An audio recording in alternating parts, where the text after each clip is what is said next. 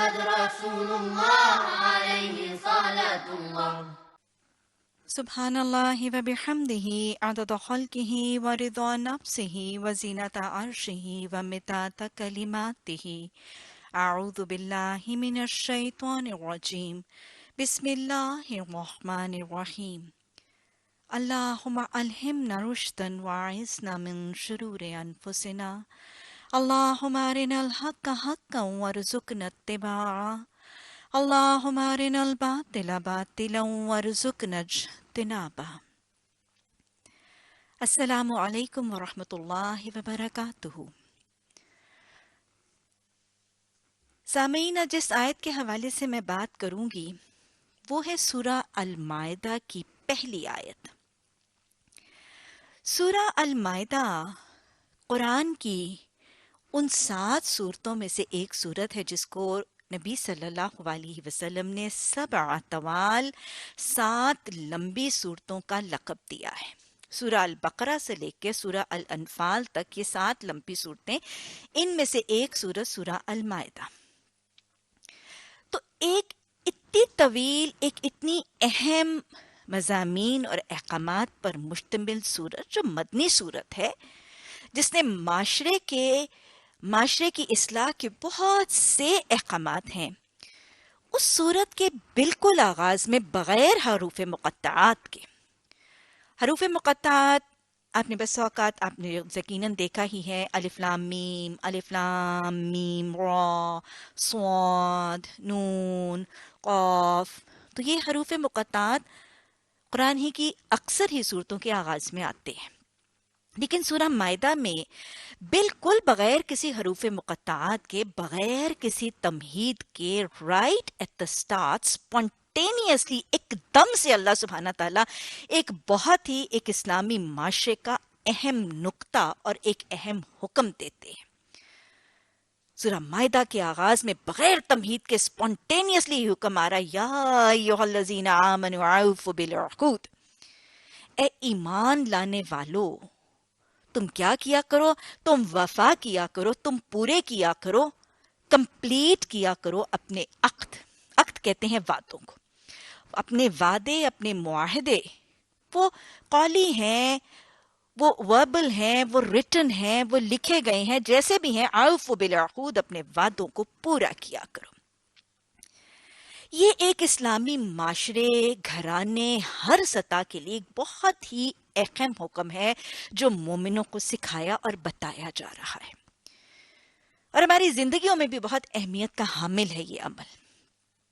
اگر ہم بحیثیت مومن اور بحیثیت مسلم اپنی رب کی سنت دیکھیں تو اللہ سبحانہ تعالیٰ نے ایک جگہ نہیں، قرآن میں بہت سے مقامات پر اللہ کی اس صفت کا تذکرہ فرمایا۔ قرآن میں آتا ہے ان اللہ لا یخلف المیعاد، پھر اللہ سبحانہ تعالیٰ فرماتے ہیں وعد اللہ لا یخلف اللہ وعدہ، پھر ایک جگہ آتا ہے ومن اوفی بعہدہ من اللہ۔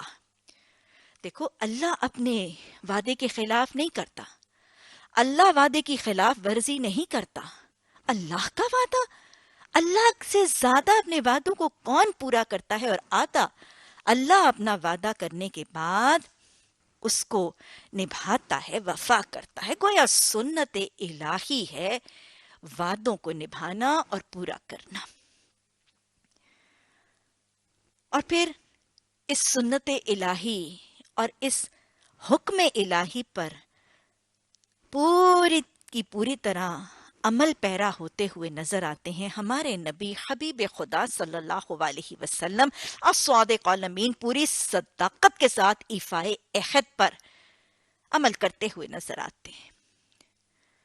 آپ صلی اللہ علیہ وسلم کی حیات طیبہ میں نبوت سے پہلے کا ایک واقعہ، حضرت عبداللہ بن ابی الحمزہ یہ کہتے ہیں کہ نبوت سے پہلے کے دور میں ایک موقع پر میں نے نبی صلی اللہ علیہ وسلم کے ساتھ کوئی لین دین، کوئی تجارتی معاملہ کیا، اور اس تجارتی معاملے میں وہ کہتے ہیں کہ یہ وعدہ یعنی معاہدہ اور ڈیل ٹائپ ہوئی کہ اس جگہ ہی پر باقی رقم ادا کی جائے گی۔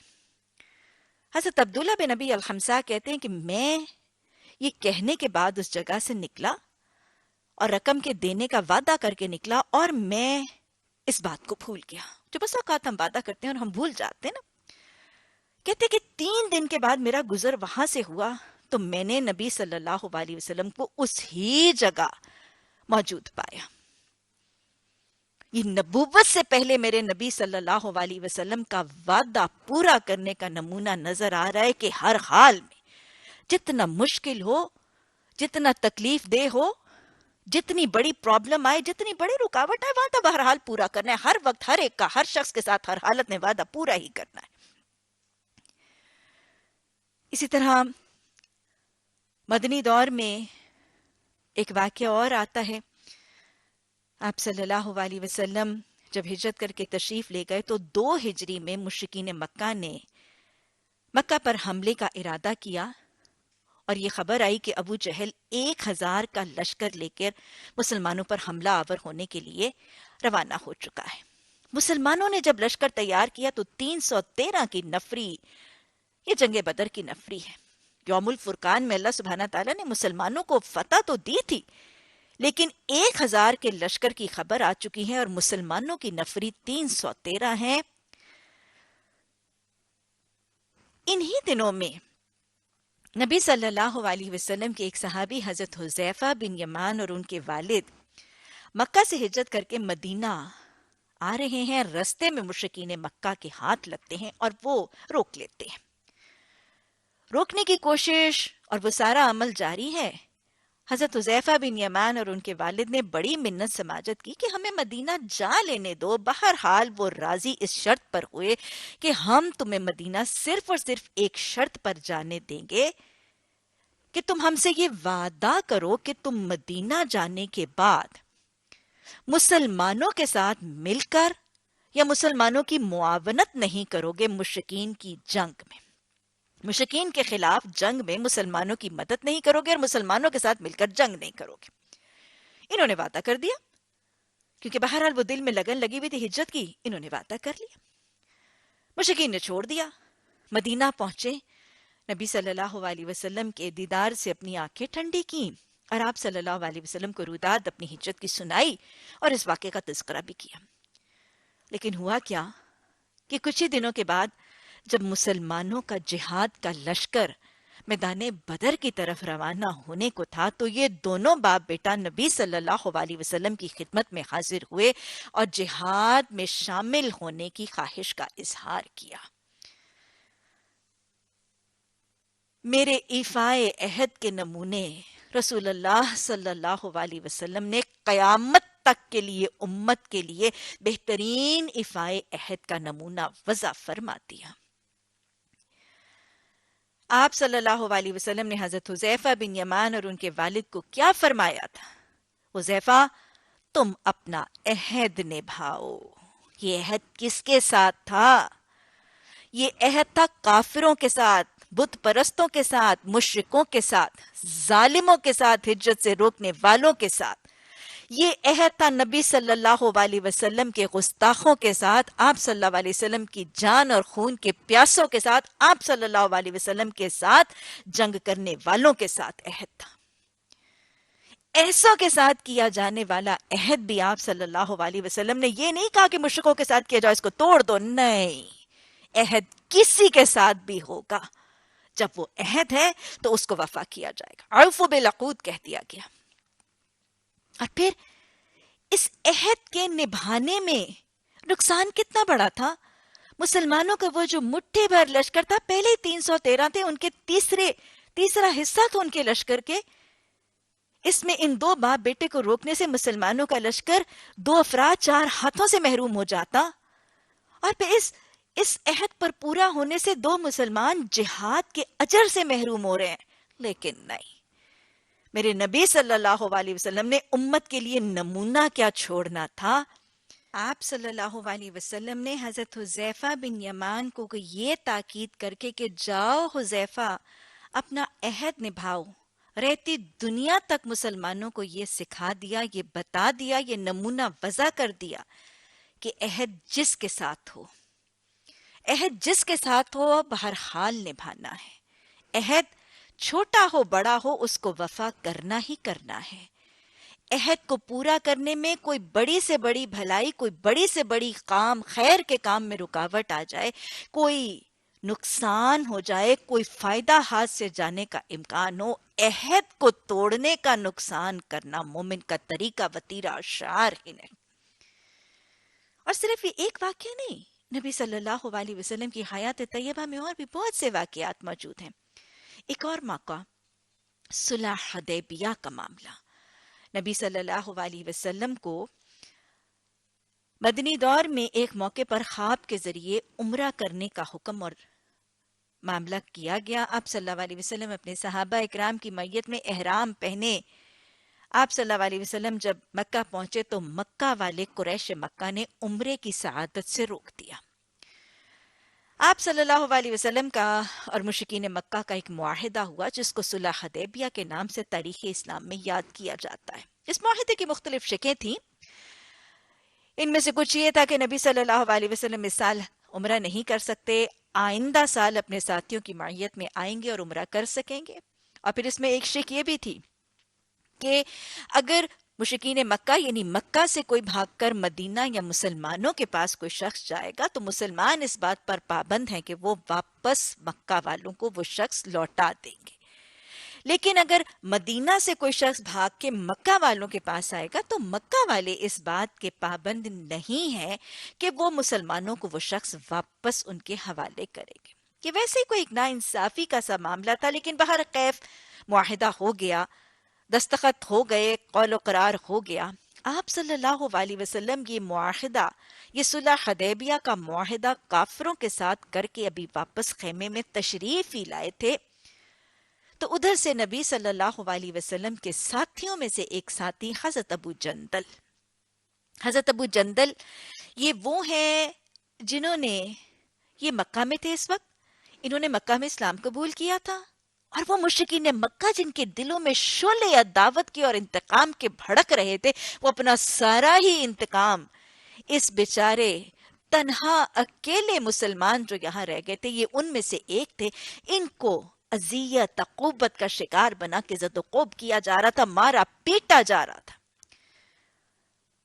راوی بتاتے ہیں کہ حضرت ابو جندل جس حال میں نبی صلی اللہ علیہ وسلم کی خدمت میں حاضر ہوئے، ان کے ہاتھوں اور ان کے پاؤں میں بیڑیاں تھیں اور زنجیریں گھسیٹتے ہوئے،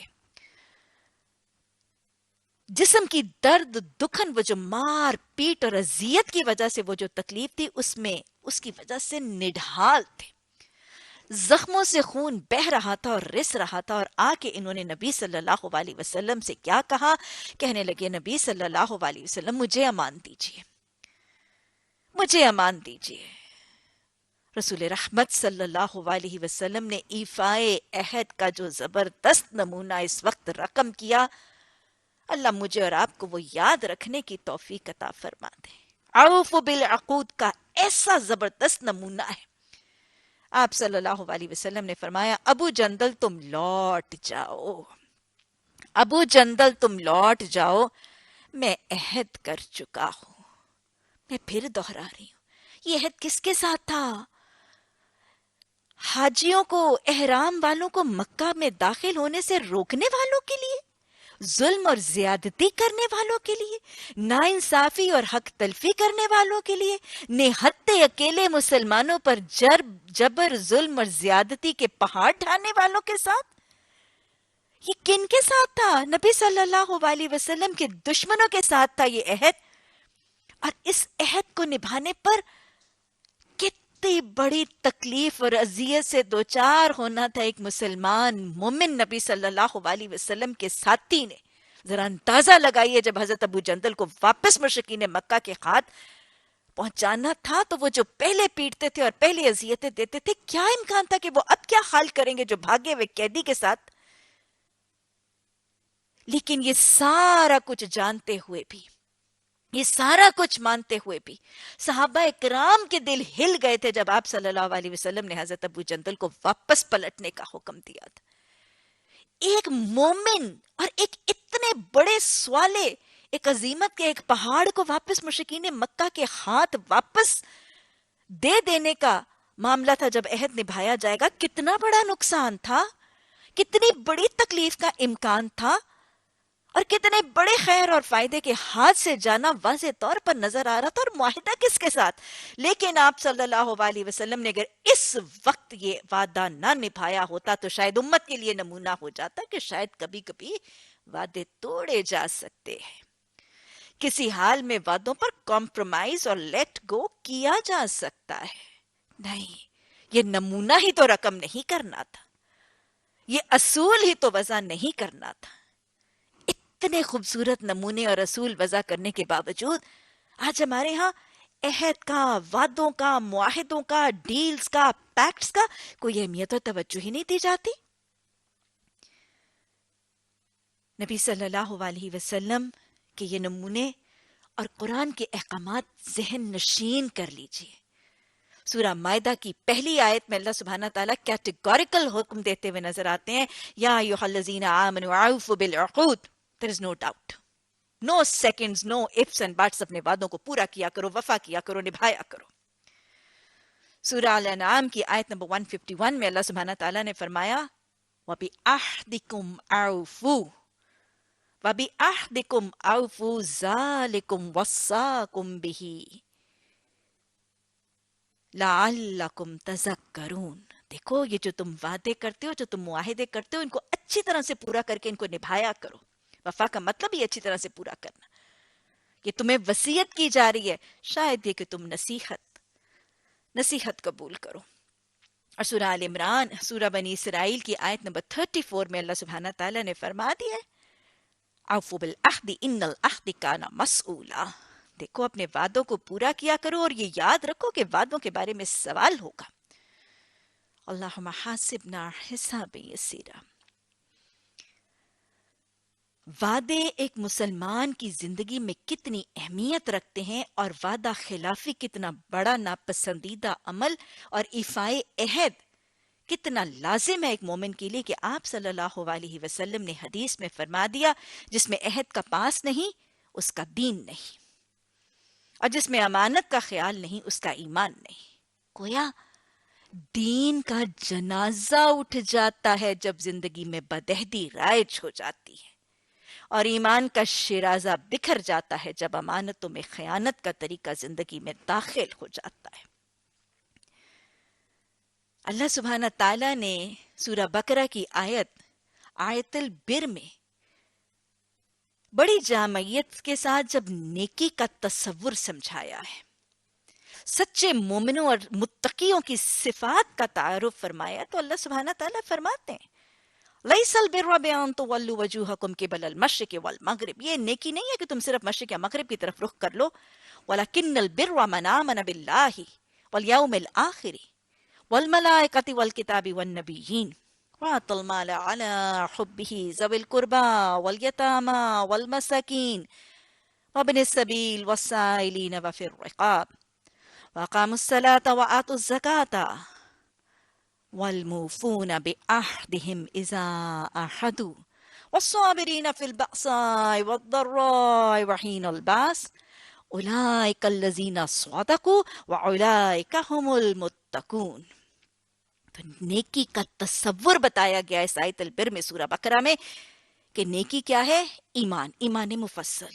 ایمان مفصل کے بعد اللہ کی محبت میں خاص کیٹیگری پر خرچ کرنا، نماز قائم کرنا اور زکوٰۃ دینا، اور 4 نیکیاں بتانے کے بعد 5ویں نیکی وَالْمُوفُونَ بِعَهْدِهِمْ إِذَا عَاهَدُوا، وہ عہدوں کو پورا کرنے والے ہیں جب وہ عہد کرتے ہیں۔ یہی لوگ سچے مومن ہیں، اور یہی لوگ متقی ہیں۔ اور متقیوں کی صفت اللہ سبحانہ تعالیٰ نے سورہ آل عمران کی آیت نمبر 76 میں بلا من اوفى بعہدہ واتقى فإن اللہ يحب المتقین، کیوں نہیں؟ وہ شخص جو اپنا عہد پورا کرتا ہے، اللہ کا تقوی کرتا ہے، کہ اللہ کے خوف پرہیزگاری میں اپنے عہد کو پورا کرتا ہے، اللہ ایسے متقیوں کو پسند اور محبوب رکھتا ہے۔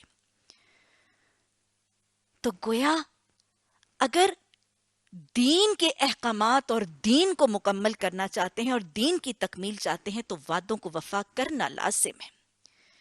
نیکی کا تصور پورا نہیں ہوگا جب وعدوں کا وعدوں کی وفا کا طریقہ نہیں ہوگا. ایک سچا مومن نہیں بنے گا جب تک وعدے نہیں نبھائے گا. متقی بننے اور اللہ کے محبوب بننے کے لیے ایفائے عہد لازم ہے. سورہ الرعد کی آیت نمبر 20 میں بھی اللہ سبحانہ تعالیٰ نے وہ لوگ جن کو اللہ سبحانہ تعالیٰ سیانے لوگ سمجھتا ہے ان کے حوالے سے فرمایا انما یتذکر اولو الالباب، کہ دیکھو قرآن اور حدیث کی تعلیمات سے صرف سیانے اور سمجھدار لوگ ہی نصیحت پکڑتے ہیں. انما یتذکر اولو الالباب الذین یوفون بعہد اللہ وَلَا يَنْقِضُونَ الْمِيثَاقَ. سیانے اور سمجھدار مسلمان سچے مومن متقی اللہ کے ہاں کون سے ہیں؟ جو اپنے عہدوں کو وفا کرتے ہیں، عہدوں کو نبھاتے ہیں، پورا کرتے ہیں. اور کیا کرتے ہیں؟ اپنے قسموں اور اپنے وعدوں کو توڑتے نہیں ہیں. یہ سیانے ہیں، یہ سمجھدار ہیں. اور صرف یہی نہیں، ایمان کی تکمیل کے لیے، مومن بننے کے لیے، اور مومن کی شان جو بتائی گئی سورہ المومنون کی ایک آیت میں بھی بتائی گئی، اور اسی طرح کی شان سورہ المعارج میں بھی اللہ سبحانہ تعالیٰ نے فرمائی. مومنوں کی صفات آتی ہیں دونوں آیات میں، سورہ المومنون میں اور سورہ المعارج میں. ایک ہی الفاظ ہیں، والذین لأماناتہم وعہدہم راعون. مومن وہ ہوتے ہیں، جنت الفردوس کے وارث وہ ہوتے ہیں جو اپنے عہدوں کی اور اپنی امانتوں کی حفاظت کرتے ہیں، ان کی رعایت کرتے ہیں، ان کی حفاظت کرتے ہیں. نہ نیکی پوری، نہ ایمان سچا، نہ اللہ کے ہاں سیانے، نہ متقی، نہ ہی مومن اگر وعدہ خلافی زندگی میں رائج ہو گئی. آپ بخاری شریف کی حدیث میں بڑے واضح الفاظ ہیں کہ وہ شخص جو کلمہ پڑھتا ہے اور وہ وعدے توڑ دیتا ہے، اس کی حقیقت بخاری شریف کی حدیث بتاتی ہے کہ وہ منافق ہے. حدیث کے الفاظ آتے ہیں، آیت المنافق ربع. منافق کی 4 نشانیاں ہیں. آیت المنافق ربع، منافق کی 4 نشانیاں ہیں. حدیث میں نا کہ منافق کی 4 نشانیاں ہیں، اگر اس میں وہ چاروں ہیں تو وہ پکا منافق ہے، اور اگر اس میں سے کچھ ہمیں تو پھر اس کے اندر منافقت کا رنگ ہے جب تک وہ ان کو چھوڑ نہ دے. یہ 4 نشانیاں کیا ہیں؟ اذا حدث قذب، اذا حدث قذب، اذا وعد اخلف، اذا اؤتمن خان، اذا خصم فجر. جب وہ بات کرتا ہے تو جھوٹ بولتا ہے، جب وعدہ کرتا ہے تو وعدہ خلافی کرتا ہے، جب امانت دیا جاتا ہے تو امانت میں خیانت کرتا ہے، اور جب لڑائی کرتا ہے تو پھٹ پڑتا ہے. اور مسلم میں اضافہ ہے وَإِن صَلَّى وَصَامَ وَزَعَمَ أَنَّهُ الْمُسْلِمُ. چاہے وہ نماز پڑھتا ہو، وہ روزہ رکھتا ہو، اور وہ یہ گمان بھی کرتا ہو کہ وہ مسلم ہے، اگر اس کے اندر یہ 4 صفات ہیں تو وہ کیا ہے؟ پھر وہ منافق ہے، جب تک وہ ان صفات کو چھوڑے گا نہیں. اور اس منافق کا انجام کیا ہے؟ یہ بدعہدی کرنے والے جھوٹے منافق کا انجام اللہ سبحانہ تعالیٰ نے قرآن میں واضح طور پر فرما دیا، ان المنافقین فی الدرک الاسفل من النار. اس میں شک کوئی نہ کرنا کہ سارے کے سارے منافق جہنم کے سب سے نچلے درجے میں ہوں گے. وَلَن تَجِدَ لَهُمْ نَصِيرًا. اور ان کے لیے تم کوئی مددگار نہیں پاؤ گے. اور پھر اس ہی صورت میں اگلی ایک اور آیت میں اللہ سبحانہ تعالیٰ نے ایک اور جگہ بتا دیا، ان اللہ جامع المنافقین والکافرین فی جہنم جمیعا. اس میں بھی کوئی شک نہ کرنا کہ اللہ منافقوں کو اور کافروں کو سب کو جہنم میں جمع کرنے والا ہے. تو یہ ہے بدعہدی کا انجام، یہ ہے بدعہدی کرنے والے کلمہ گو منافق کا انجام، کہ جہنم اور جہنم میں کافروں سے نچلے درجے پر، اور پھر وہاں پہ کسی مددگار کا کام نہ آنا. سورہ الرعد کی آیت نمبر 21 میں اللہ سبحانہ تعالیٰ نے بدعہدی کرنے والوں کا انجام کچھ اور الفاظ میں دکھایا ہے. فرمایا گیا الذین ینقضون عہد اللہ من بعد میثاقہ ویقطعون ما امر اللہ بہ ان یوصل ویفسدون فی الارض اولئک لہم اللعنۃ ولہم سوء الدار. وہ لوگ جو اللہ کے نام پر وعدہ قول و قرار کرنے کے بعد اس کو توڑ دیتے ہیں، رحم کے رشتوں کو توڑتے ہیں اور فتنے فساد کرتے ہیں، ان کے لیے لعنت ہے اور ان کے لیے بڑے برے گھر اور بڑے برے ٹھکانے ہیں۔ سوء الدار، اور ان کے لیے لعنت، اور لعنت جس پر ہو وہ جنت سے محروم اور اللہ کی رحمت سے محروم ہے۔ سورہ آل عمران کی آیت نمبر 77 میں ایک اور جگہ اللہ سبحانہ تعالیٰ نے بدعہدی کرنے والے کا انجام بڑے واضح طریقے سے سنایا۔ ان الذین یشترون عہد اللہ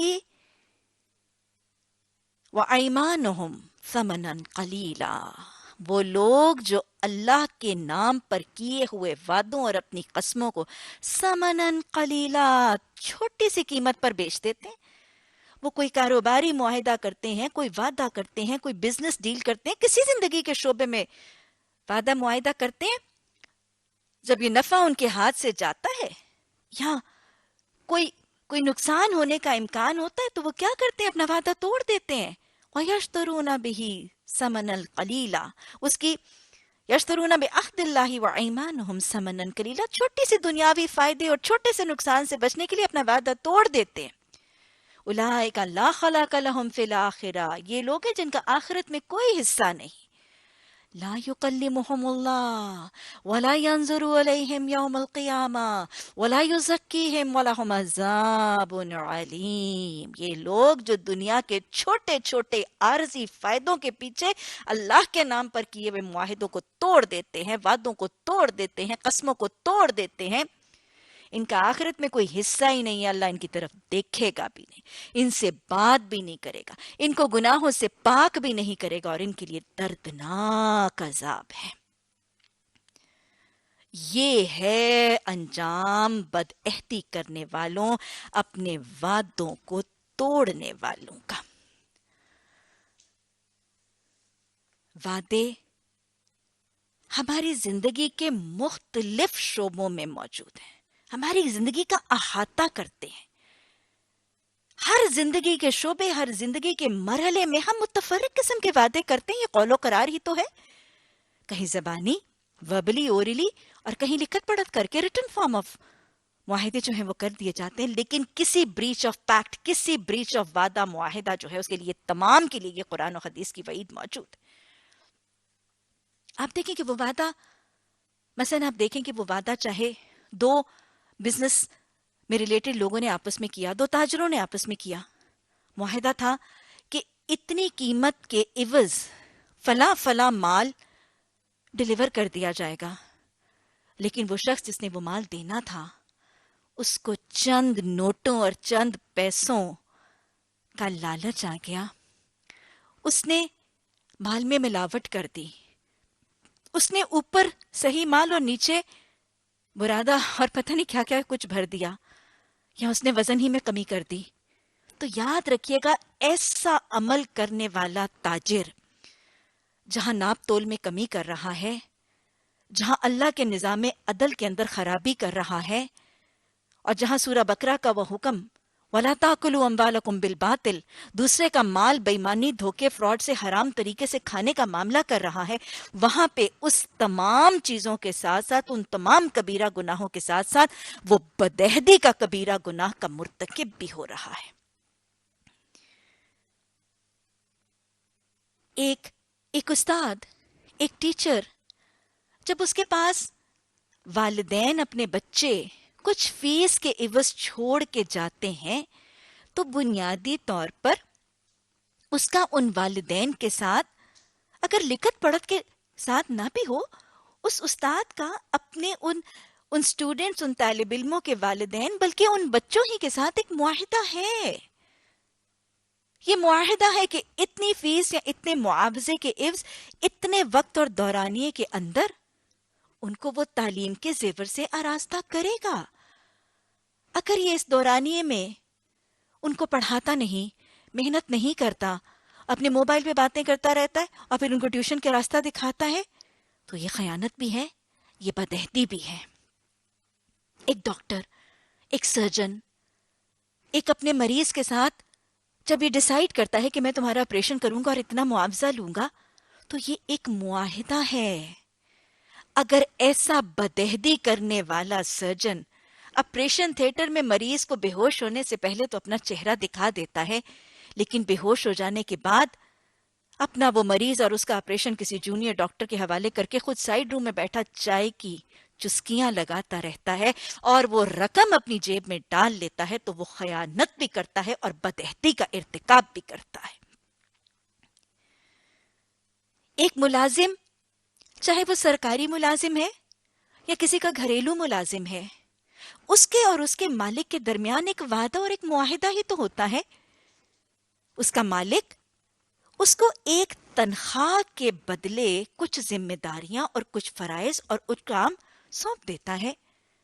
اگر وہ خادم، میں پھر دوہرا رہی ہوں، چاہے وہ سرکاری ملازم ہے، چاہے کوئی گھریلو ملازم ہے، چاہے کسی دفتر کا ملازم ہے، چاہے کسی ادارے کا ملازم ہے، اس لیے جانے والی تنخواہ کے عوض اگر وہ اپنا کام، اپنی ذمہ داری، اپنے فرائض کو پوری صحیح طریقے سے ادا نہیں کرتا، تو وہ بدعہدی کا ارتکاب کر رہا ہے، وہ وعدہ خلافی کا طریقہ اختیار کر رہا ہے۔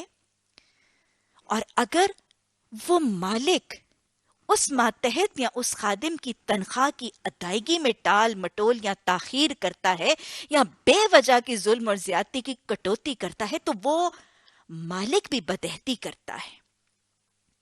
اور یہ بدعہدی کرنے والا مالک تو اس حدیث کی وعید پر بھی پورا اترتا ہے کہ آپ صلی اللہ علیہ وسلم نے فرمایا، 3 لوگوں کا اللہ قیامت کے دن دشمن ہوگا۔ 3 لوگوں کا اللہ قیامت کے دن دشمن ہوگا۔ پہلا وہ شخص جس نے اللہ کے نام پر کوئی وعدہ کیا اور اس کو توڑ دیا، جس نے کسی انسان، آزاد انسان کو بیچا اور اس کی قیمت کھا لی، جس نے کسی مزدور کو مزدوری کے لیے رکھا اور مزدوری کے پورا ہونے پر اس کو اس کا معاوضہ ادا نہیں کیا۔ تو وہ مالک جو اپنے خادم کو، اپنے مزدور کو اس کا کام، اس کا فریضہ ادا ہونے کے باوجود اس کی مزدوری نہیں دیتا، وہ کیا کر رہا ہے؟ اس حدیث کے مصداق پر وہ لوگوں پر پورا ہونے والا ڈبل کبیرہ گناہ کا ارتکاب کر رہا ہے۔ اور آپ دیکھیں کہ ہمارے معاشرے میں یہ چیزیں کس قدر رائج ہیں اور کس قدر عام ہیں۔ حالانکہ قرآن کو ہم ناظرہ پڑھتے بھی ہیں، اس قرآن کو ہم آنکھوں سے لگاتے بھی ہیں، سینوں سے لگاتے بھی ہیں اور اسے محبت کے دعوے بھی کرتے ہیں۔ اور سرے راہ چلتی ہوئی میں وہ بھی وعدہ ذکر کر دوں، وہ ایک لڑکے کی ماں بچی کی رخصتی کے وقت اپنی سمدن کے کندھے پہ ہاتھ رکھ کے جب بڑے ہی نرمی کے لہجے میں اس سے یہ وعدہ کرتی ہے اور اس کو یہ تسلی دیتی ہے کہ بہن مت رو، مت پریشان ہو، اسے میں بیٹی بنا کے رکھوں گی، تو یہ 2 سمدنوں کے درمیان ایک وعدہ ہی تو ہوتا ہے۔ اللہ سبحانہ تعالی ہمیں اس قرآن کو عملی شکل میں اپنی زندگی میں رائج کرنے کی توفیق عطا فرما دے، اور اللہ ہمیں زندگی کے ہر شعبے میں ان قرآن کی تعلیمات کے رنگ اپنے زندگی کے خاکوں میں بھرنے والا خوش نصیب بنا دے۔ اللہم طہر قلبی من نفاقی وعملی من الریاء ولسانی من القذب وعینی من الخیانتی۔ ربنا لا تزغ قلوبنا بعد إذ هديتنا وهب لنا من لدنك الرحمة إنك أنت الوهاب۔ سبحانك اللهم وبحمدك نشهد أن لا إله إلا أنت نستغفرك ونتوب إليك۔ سبحان ربك رب العزة عما يصفون وسلام على المرسلين والحمد لله رب العالمين۔ آمین ثم آمین۔